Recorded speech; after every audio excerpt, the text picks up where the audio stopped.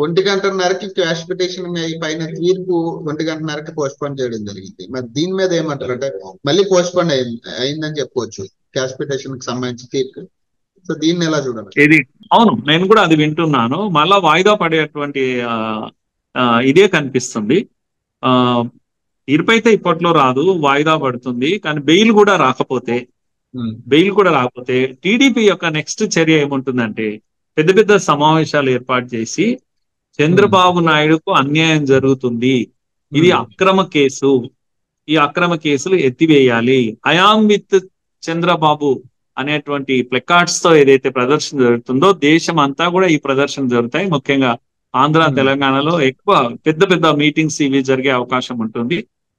చంద్రబాబు లోపల కూర్చొనైనా కొన్ని ఇది చేస్తాడు. ఆల్రెడీ అనేక పార్టీస్ ను కన్సల్టేషన్ చేస్తా ఉన్నాడు. అది ఇండియా గ్రూప్ లోకి వెళ్ళాలన్నా లేకపోతే ఎన్డీఏ గ్రూప్ లోకి రావాలన్నా అనేది తెలుసుకోలేకపోతున్నాడు. కానీ 2 గ్రూపులను ఆయన సంప్రదిస్తున్నాడు అని తెలిసింది నాకు. ఢిల్లీలో ఈ వయసులో ఇప్పుడు చంద్రబాబు నాయుడు గారు కూడా ఈ వయసులో నాకు ఇది చాలా పెద్ద శిక్ష, ఇంకా నేరం ప్రూవ్ అవ్వలేదు, నాకు ఎటువంటి దానికి సంబంధించిన నోటీసులు కూడా ఇవ్వలేదు, ఇంకా నేను చేసిన అభివృద్ధి కూడా కనపడతానే ఉంది, ఈ వయసులో నాకు చాలా పెద్ద శిక్ష వేశారు, ఏదైనా కూడా నేను చట్టం అందరికీ సమానమే కాబట్టి నేను దానికి కోఆపరేట్ చేస్తానని చెప్పడం జరిగింది. దాని గురించి ఏమంటారు? అదేమో మీరు ఆ మాటల్లోనే ఒకటి గమనించాలి, ఏంటంటే is trying to draw sympathy from the people. Age mention చేయడం ద్వారా ఓ రకంగా ప్రజల యొక్క కరుణ, దయా, దాక్షిణ్యాన్ని వేడుకుంటున్నాడు పాపం. తర్వాత ఈ వయసులో అనడం ఒకటి, తర్వాత నేను అభివృద్ధి చేశాను కనుక నాకు ఒక రైట్ ఉంటది, కొద్దిగా తిన్నికి అవకాశం ఉండదా అన్నట్టుగా ఒక చిన్న ప్రదర్శన జరుగుతుంది. అలా కాదు, నేను ఏ నేరం చేయలేదు, నేను ఈ కేసు నుంచి బయటికి వస్తాను తప్పకుండా, ఎవరు ఏది చెందాల్సిన పని లేదు, ఆందోళనలు చేయకండి మీరు, ఇలాంటి ఒక డిగ్నిఫైడ్ లీడర్ ఇవ్వాల్సినటువంటి స్టేట్మెంట్.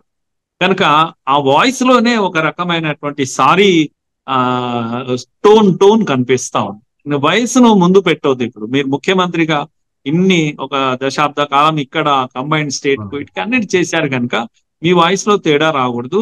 బెగ్గింగ్ కానీ రిక్వెస్టింగ్ కానీ ఇది అవసరం లేదు, నేను ఏ తప్పు చేయలేదు అనే దాంట్లోనే కమిట్ అయి ఉండాలి. అంతే, అదొకటే ఆయనకున్నటువంటి మార్గము. అది తప్పుడు సందేశాన్నే పంపిస్తుంది ఆ విధంగా చెప్పడం వల్ల. జగన్ కూడా ఈక్వేషన్స్ చూస్తున్నాడు, చాలా జాగ్రత్తగా చూస్తున్నాడు. జగన్ ఆషామాషిగా అప్పటి జగన్ కాదు, ఇప్పుడు 10 years బ్యాక్ జగన్ వేరు, ఇప్పుడున్న జగన్ వేరు. చాలా అనుభవాలు వచ్చినాయి, అపోజిషన్ లీడర్ గా ఆయన చాలా అనుభవాలు వచ్చాయి. ఇంకొక 5 ఏళ్ళు ఒక పాలకుడుగా అనుభవాలు సంపాదించాడు. కుటుంబం రాజశేఖర రెడ్డి కుటుంబంలో పుట్టడం వల్ల అనుభవం ఉంది, జైల్లో ఉండడం వల్ల కొన్ని అనుభవాలు వచ్చాయి. కనుక matured Jagan, not a young boy ఇప్పుడు ఉన్నటువంటి దాంట్లో తన పొలిటికల్ ఈక్వేషన్స్ లో రివర్స్ కాకుండా, ఏదైతే పొలిటికల్ ఇది సింపతి అనేది అది రాకుండానే జాగ్రత్త పడతా ఉన్నాడు. చాలా అద్భుతంగా ఉంది. ఇప్పటికి కూడా తప్పటి అడుగులు చంద్రబాబే వేస్తున్నాడని అనిపిస్తుంది. ఇప్పటికి కూడా ఆయన డిగ్నిఫైడ్ గా ఉండడమే చాలా మంచిది. మరి ఇప్పుడు ఏదైతే క్యాడర్ ఉందో క్యాడర్ కి ఎట్లాంటి ప్రలోభాలు పెట్టద్దు అనే దాని మీద వాళ్ళు సూచన ఇచ్చి డిగ్నిఫైడ్ రాజకీయం అనేది మనం చేస్తే ఖచ్చితంగా సక్సెస్ అవుద్ది అంటారు. అవును, చంద్రబాబు ఇప్పటికి కూడా పవన్ కళ్యాణ్ తోడు రావడం అనేది ఒక పెద్ద అడ్వాంటేజ్. ఇప్పటికే ఒక అడ్వాంటేజ్ దొరికింది ఆయనకు.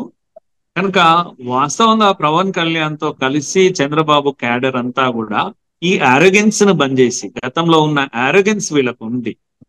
పర్టికులర్ గా ఓపెన్ గా చెప్పాలంటే ఇది క్యాస్ట్ వార్. ఇది కనుక వైఎస్ఆర్సిపి ఒక క్యాస్ట్ రిప్రజెంట్ చేస్తే చంద్రబాబు ఇంకొక క్యాస్ట్ రిప్రజెంట్ చేస్తాం. ఎగ్జాక్ట్లీ నాది కూడా అదే పాయింట్. ఇప్పుడు నేను ఒక పాయింట్ అడేదనుకున్నా, ఈ కాపులు కమ్మ ఈ రెండింటికి తగ్గ ఒక వార్ క్రియేట్ చేయడమే జగన్ లక్ష్యం అనేది ఒకటి వినపడుతుంది. దాని గురించి జగన్ లక్ష్యము కేసు చంద్రబాబును దెబ్బతీయడము, తర్వాత వాళ్ళని డివైడ్ చేయడానికి కావాల్సిన ప్రయత్నాలు అన్ని చేసినప్పటికీ కూడా చంద్రబాబు జాగ్రత్త పడాల్సింది ఏంటంటే, కంబైన్డ్ స్టేట్ లీడర్షిప్ చేసినప్పుడు టీడీపీ ఇమేజ్, కమ్మ ఇమేజ్ తక్కువ, ఓబీసీలకు పెద్ద దిక్కు తెలుగుదేశం అనేటువంటి ఒక మంచి ఇమేజ్ ఉండేది.